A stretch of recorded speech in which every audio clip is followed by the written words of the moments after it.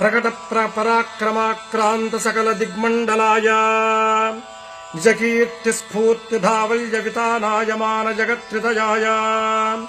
अतुल बलैश्वर्य रुद्रावताराय मैरावण मदवारण गर्भ निर्वापनोत्कंठ कंठीरवाय ब्रह्मास्त्र गर्भ सर्वंकषाय वज्र शरीराय लंकालंकारहारिणे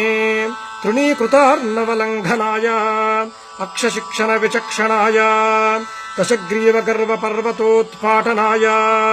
लक्ष्मण प्राणदायिने सीता मनोल्लासकराय राम मानस चकोरामृतकराय मणिकुंडल मंडित गंडस्थलाय